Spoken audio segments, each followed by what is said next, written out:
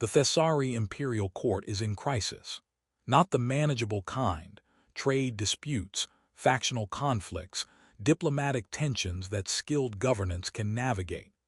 Crisis of the kind that threatens sovereign authority itself, that creates conditions where fundamental political stability becomes uncertain.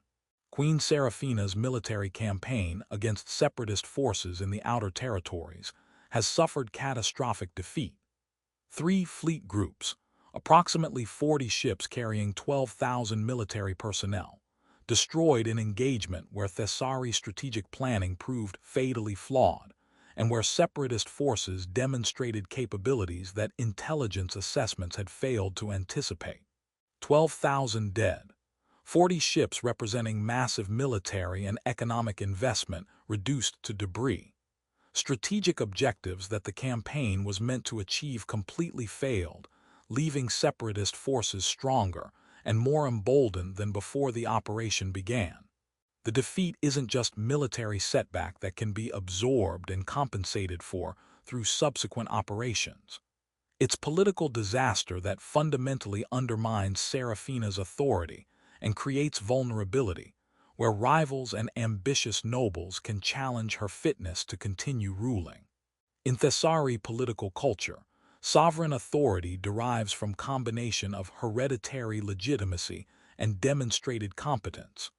Monarchs maintain their thrones through successful governance and military leadership. Catastrophic failure, especially military disaster resulting in massive casualties, creates conditions where the nobility can legitimately question whether the current sovereign should continue ruling, or whether succession should be accelerated through abdication, or, in extreme cases, through forced removal. The emergency court session has been convened to address the crisis. Every major noble house represented, senior military commanders present to provide detailed assessment of the defeat, government officials responsible for coordinating the empire's response to both the military situation and the domestic political fallout. The Grand Audience Hall is filled beyond its normal capacity, not just because protocol requires attendance during emergency sessions, but because every noble and official with political awareness recognizes that this session will determine whether Seraphina survives this crisis politically, or whether her reign is entering terminal phase where support collapses and succession becomes inevitable.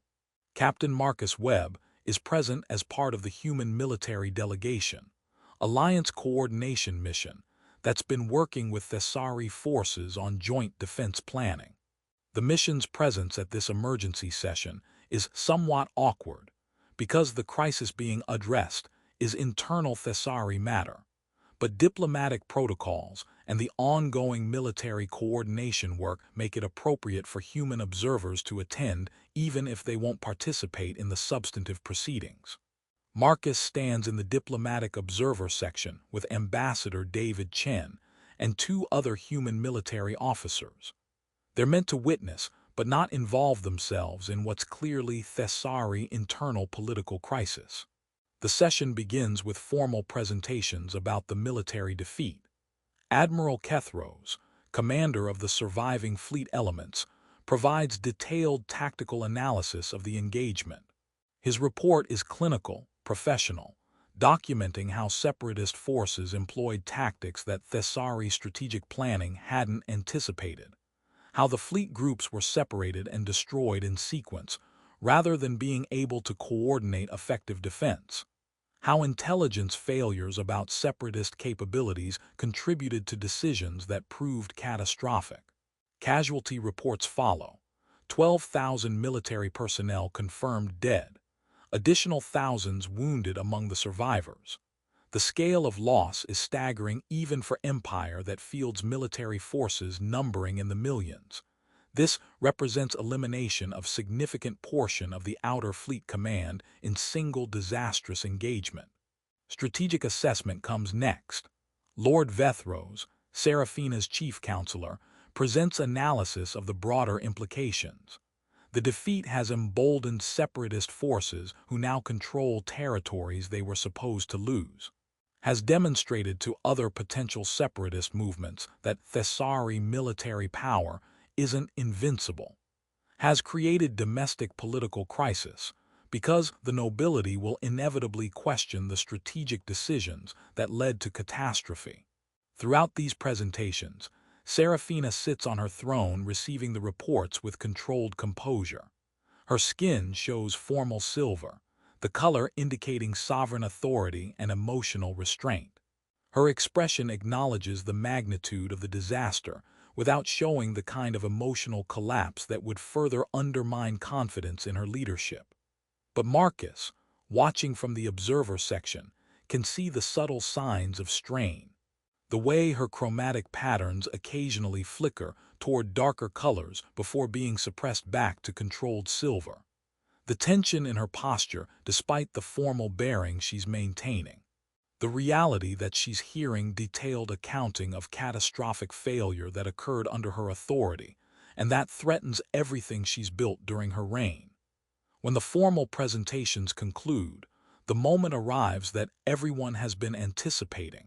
Seraphina must address the court directly about the defeat, must take responsibility, must demonstrate that despite catastrophic setback, she remains capable of leading the empire through the crisis and beyond it. This is when sovereign authority is most tested, not during success when everyone benefits from supporting the monarch and when loyalty is easy and advantageous, but during crisis when loyalty becomes costly and uncertain, when supporting the sovereign might mean attaching yourself to failing regime, when calculating nobles must decide whether to continue backing their queen or whether to distance themselves in preparation for potential succession. Seraphina rises from her throne. The court falls silent, not the attentive silence of people engaged with what's being said, but the tense silence of people waiting to see whether their sovereign can navigate the most dangerous political moment of her reign. She speaks with voice that carries authority despite the circumstances. The defeat in the outer territories represents catastrophic failure of strategic planning and military execution. 12,000 of our people died in service to operations that I authorized. Their deaths are my responsibility as sovereign who commanded the campaign and who bears ultimate accountability for its failure. I cannot undo the disaster, cannot restore the lives lost or recover the strategic position we sought to achieve, but I can commit to this court and to our empire that we will address the failures that led to catastrophe, that we will support the families of those who died in our service, that we will rebuild our military capabilities and pursue our legitimate security interests with better intelligence and more effective strategy. I stand before you acknowledging complete responsibility for this defeat, and I stand committed to leading our empire through the crisis that my failed judgment created. Its dignified response to disaster, neither deflecting blame onto subordinates nor collapsing into despair and abdication, accepting accountability while projecting continued leadership capability. The kind of address that in normal circumstances might restore confidence and maintain support despite setback. But these aren't normal circumstances. And as Seraphina delivers her address, something becomes visible in the assembled nobles' behavior that transforms the session from crisis management into political abandonment. The nobles are averting their eyes, all of them, in unison, deliberately refusing to meet Seraphina's gaze as she addresses them and accepts responsibility for the catastrophic defeat. It's not the respectful gaze lowering that Thessari protocol sometimes requires during certain ceremonial moments, not the natural eye movement that happens when people are listening carefully and processing information. It's calculated collective refusal to acknowledge what's happening. Deliberate withdrawal of the kind of engaged attention that supporting someone requires. In Thessari political culture, eye contact during crisis moments carries significant weight. Making eye contact with sovereign who's addressing disaster and accepting accountability creates implicit bond. You're witnessing the vulnerability, acknowledging the responsibility, accepting some share of the burden through your attention and recognition. Averting eyes during such moments signals refusal of that bond, communicates that you're not accepting shared responsibility or continued allegiance, that you're maintaining distance and preserving your options to abandon the sovereign if circumstances deteriorate further. The entire assembled court, hundreds of nobles, military officers, government officials, is maintaining this collective aversion, some staring at the floor with concentrated focus on nothing, some examining the decorative elements of the walls as though they've never seen the architectural details before, some looking at their hands or at neighboring courtiers or at anything except the queen who's standing before them, accepting responsibility for disaster that killed thousands of their people. The silence isn't respectful attention, it's empty withdrawal, the sound of hundreds of people refusing to engage, using their collective inattention as political weapon that communicates more clearly than any speech. You are vulnerable, you have failed catastrophically, and we are not bound to support you through this crisis. Seraphina continues her address despite the visible abandonment. Her voice remains steady, but Marcus notices her skin colors shifting in ways that trained observers would recognize. The formal silver that indicates sovereign authority beginning to show purple and dark blue undertones. Colors that suggest she's processing profound isolation of standing before her entire court and finding no one willing to meet her gaze or to show even minimal support. She's not naive about court politics. She understands what the collective aversion means, understands that her nobles are publicly withdrawing their allegiance, signaling that they consider her authority compromised and her reign potentially terminal. But understanding what's happening doesn't make it less devastating. To stand before hundreds of people who owe their positions and privileges to your authority, to accept responsibility for genuine disaster with dignity and honesty, and to receive in return complete refusal to acknowledge or support, that's isolation that cuts deeper than any formal opposition could. The address concludes. Seraphina has said what protocol and honesty required, has taken responsibility, has committed to addressing failures and supporting those affected, has done everything that competent leadership demands during crisis, and has received in response absolute withdrawal from every noble and official in her court. Hundreds of people collectively communicating through their averted eyes and their empty silence. We're not with you anymore. We're preserving our positions for whatever regime comes next. You're alone. Seraphina stands at the throne. The court remains frozen in its collective aversion. The silence extends beyond what protocol normally allows. This isn't pause for reflection or consideration. It's deliberate void where support should be. Marcus, watching from the diplomatic observer section, feels something shift in his perception of what he's witnessing.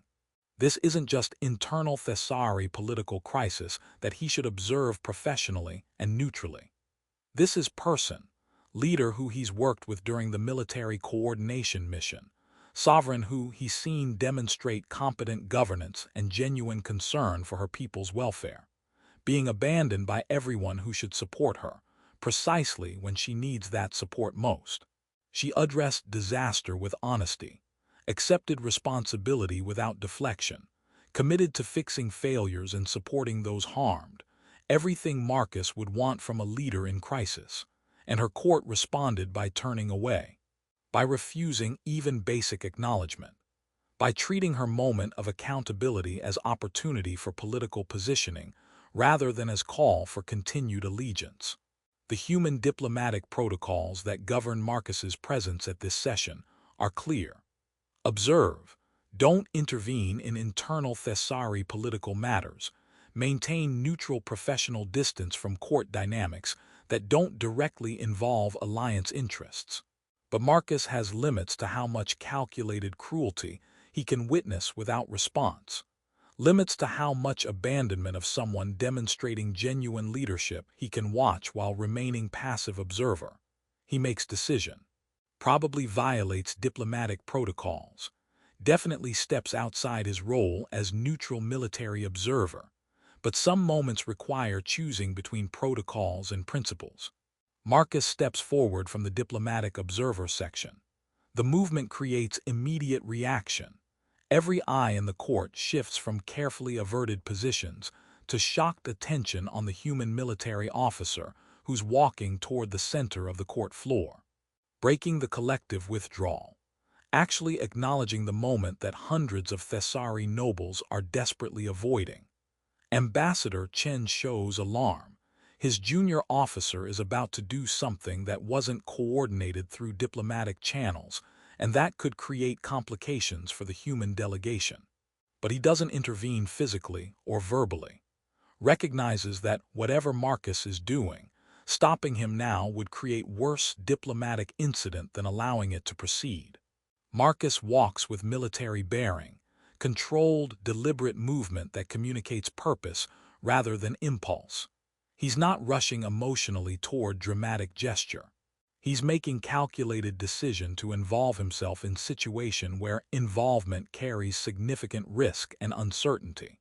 He reaches the appropriate position, the formal space where petitioners address the Thessari sovereign, approximately 5 meters from the throne, visible to the entire assembled court. And he kneels. Not the elaborate ceremonial genuflection that Thessari court protocols specify for formal occasions involving complex choreography of bows and postural adjustments that communicate specific relationships between supplicant and sovereign. Simple, clear gesture from older tradition that predates complex hierarchical protocols. One knee to the ground, other leg bent to support the position, spine straight, head bowed briefly in respect before raising to meet the sovereign's gaze directly. The kind of kneeling that warriors and leaders have used across countless human cultures to show respect freely given. Deliberate vulnerability, conscious choice to lower yourself, and to offer recognition to someone whose authority or character you acknowledge, without conditions or calculations about what advantage the gesture might provide. Marcus doesn't speak initially. The kneeling itself is the statement, I see you. I acknowledge this moment. I'm not turning away when everyone else is. I'm offering respect when your own court is withholding it. The hall is completely frozen. Hundreds of Thessari nobles and officials processing what just happened. Human military officer, foreign visitor with no formal position in their political hierarchy, no obligation to involve himself in their internal crisis. Every reason to maintain the same careful neutrality and distance that diplomatic protocols require. Just publicly demonstrated loyalty and support at precisely the moment when all of them were calculatingly withdrawing.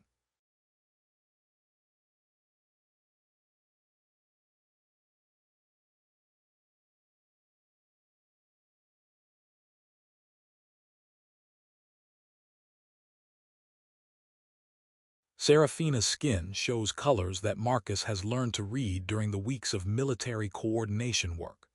Surprised white flashing across her chromatic patterns, grateful gold emerging from beneath the controlled silver she's been maintaining. Something deeper that might be recognition, or might be processing the profound contrast between what her entire court just demonstrated and what this human is offering.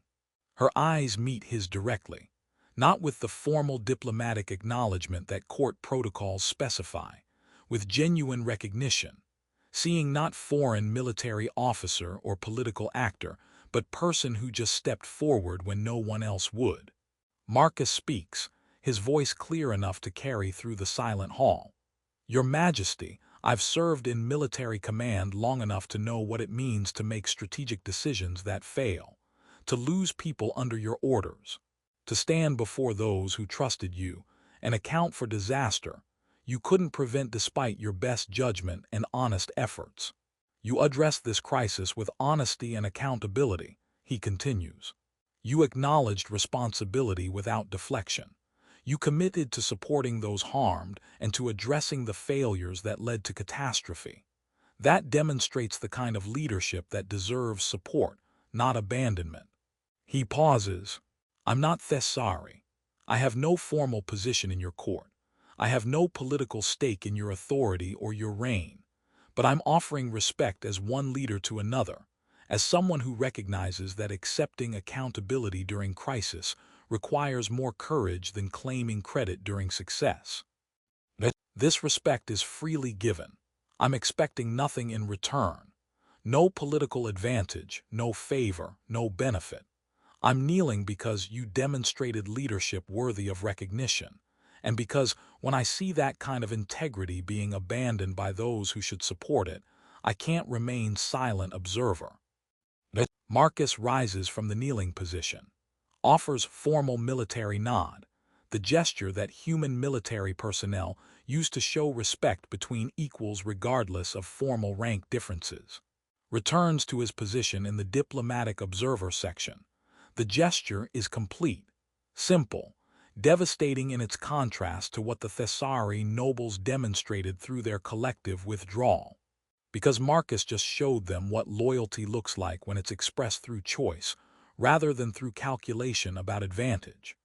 When it's offered precisely because it costs everything: diplomatic neutrality, political safety, the comfortable distance that observers are supposed to maintain, and promises nothing in return except the integrity of having acknowledged someone's genuine leadership when they needed that acknowledgement most. The court remains frozen for extended moment, processing, trying to determine what just happened and what it means and how they should respond. Lord Vethros, still in his position beside the throne, is the first to break the silence. His skin shows complex colors, embarrassed purple mixing with what might be grudging respect or might be political calculation about what Marcus's gesture means for the dynamics he was trying to navigate. The human officer has offered acknowledgement and respect during moment when Vethros pauses, choosing his words carefully. When such gestures carry particular weight, the court should recognize that whatever our internal political considerations, external observers have noted Her Majesty's handling of this crisis. It's coded language. Vethros is essentially saying, the human just made us look terrible by offering support when all of us were withholding it, and we need to adjust our behavior before this becomes story about how Thessari sovereign was abandoned by her own court, while foreign military officer showed more loyalty than any of her nobles. Several of the assembled nobles shift their positions, some finally meeting Seraphina's gaze, not with the engaged support they should have offered initially, but at least with acknowledgement rather than calculated aversion. Some showing skin colors that suggest they're reconsidering their collective withdrawal strategy, now that continuing it means looking worse than the human who has no obligation to support Thessari sovereign during internal crisis. Commander Cathara of the Royal Guard steps forward from her position. Your Majesty, the Guard stands with you. We acknowledge your leadership and your accountability. We commit to serving through this crisis and beyond it. It's what she should have said immediately when Seraphina's address concluded. What military officers owe their commander during crisis?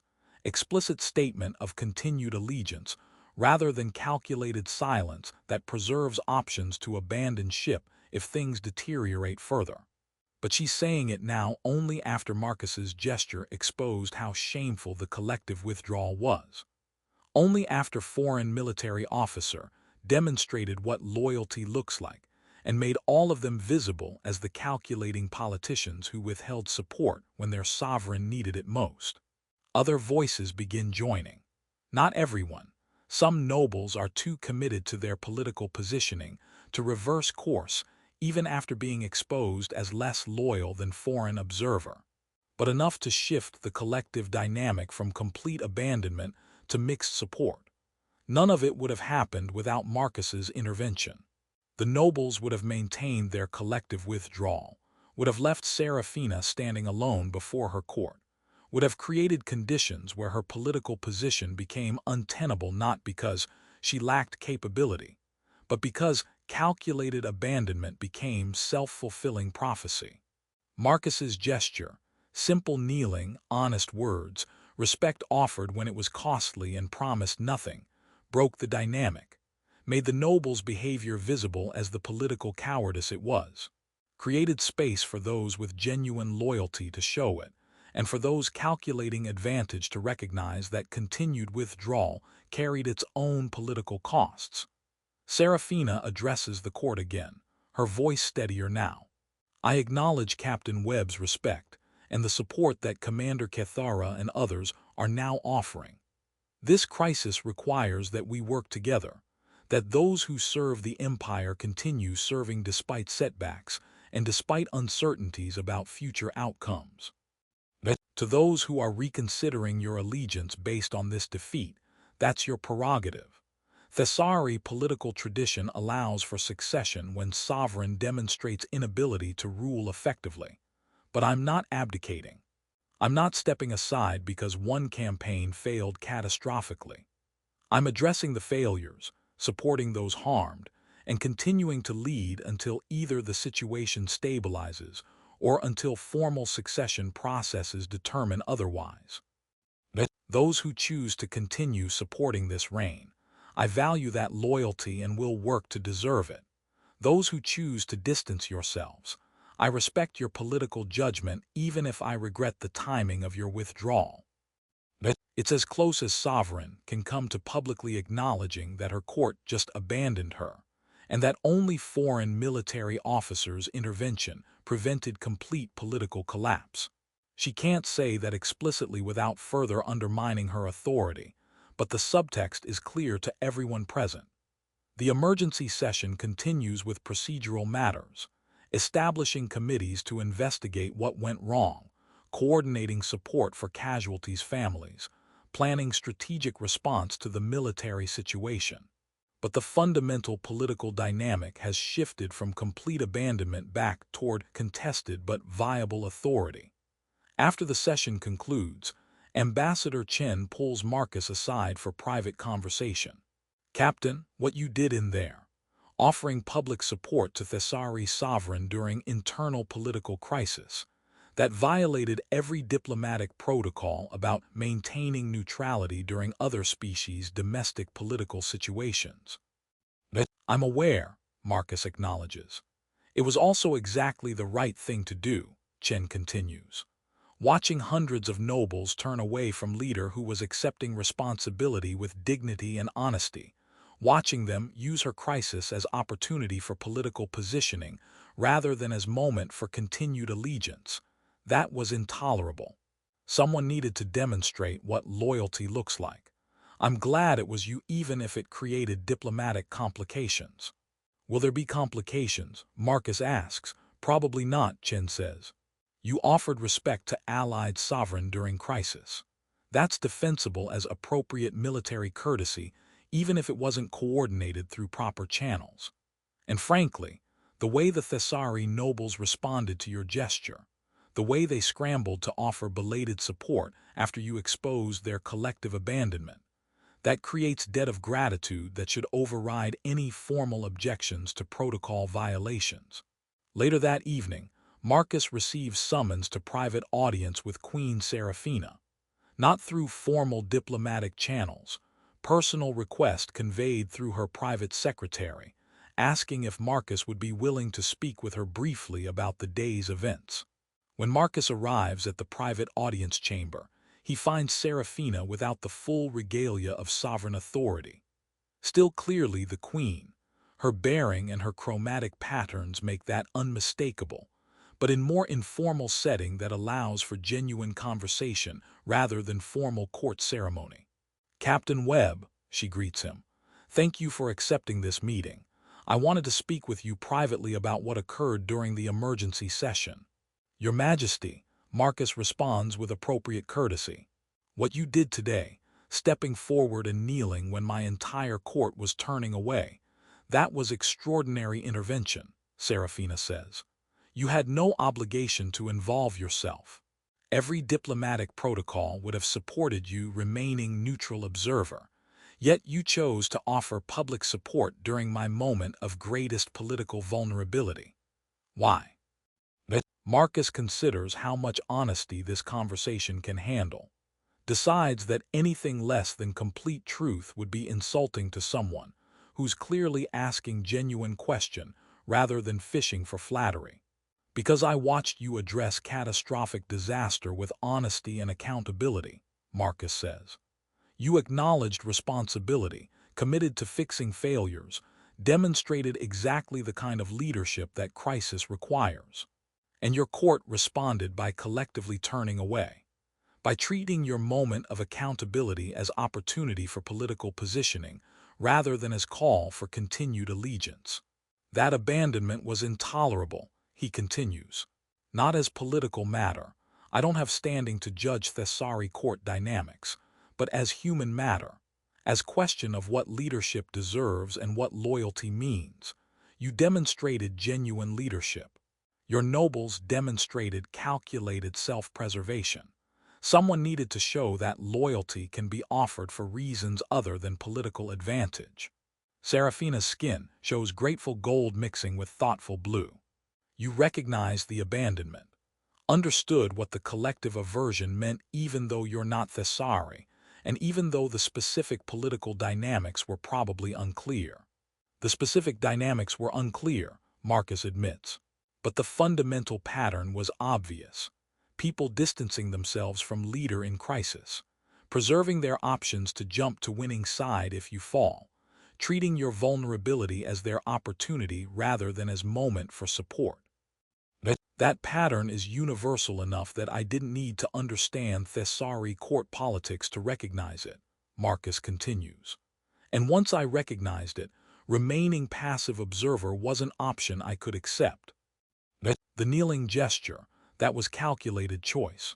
Seraphina asks, deliberate use of symbolic act that would communicate support in ways that verbal statement might not.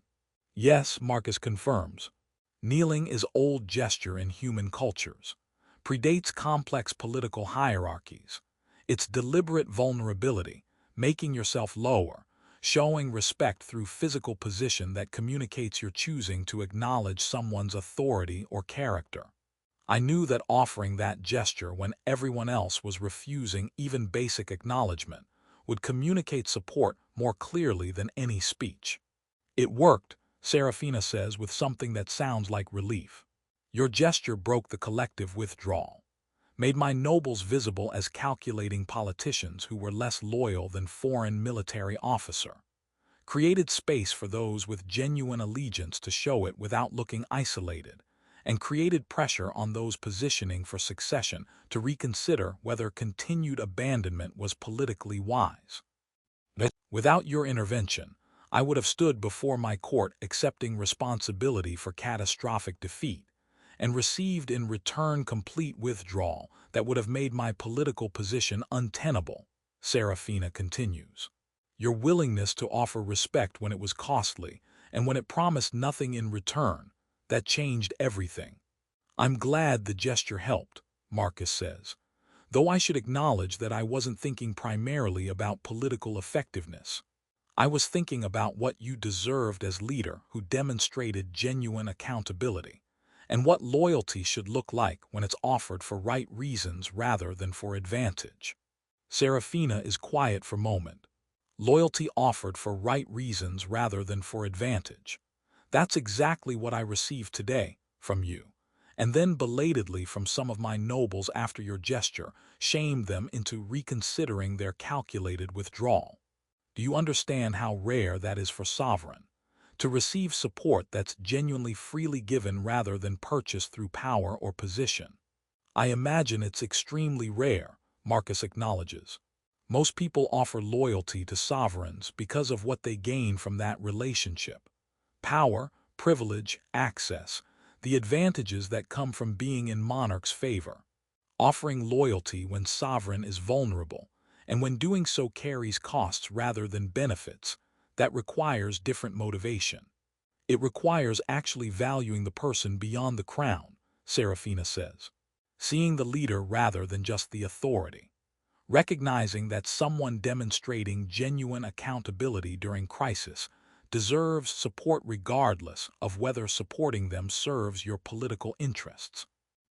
You saw that, she continues. You recognized that I was demonstrating real leadership even as I was accepting responsibility for real disaster. And you offered respect based on that recognition, rather than based on calculations about what supporting me might gain you. She pauses. That kind of freely offered loyalty, loyalty expressed through choice rather than through gain, carries more weight than all the calculated allegiance that power commands. Because I know your support is genuine. No, it comes from recognition of character, rather than from desire for advantage.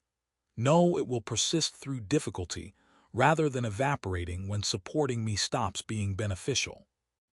I can't promise my support will persist indefinitely, Marcus says honestly. I'm human military officer assigned to temporary coordination mission. I'll return to Earth when that mission concludes. I won't be here to offer continued support through whatever long-term challenges you face. The duration doesn't matter as much as the authenticity, Seraphina replies. You offered genuine respect during moment when I needed it most. When my own court was abandoning me, and when continued allegiance from anyone felt like precious resource I couldn't command. That authentic support, however temporary, means more than decades of calculated loyalty offered purely for political advantage. I'll remember, she continues, that when catastrophic defeat made me vulnerable, and when all the nobles whose positions depend on my authority turned away to preserve their options, human military officer who owed me nothing stepped forward and knelt, not seeking reward, not positioning for advantage, just offering respect because genuine leadership deserved recognition even when, especially when, supporting it was costly.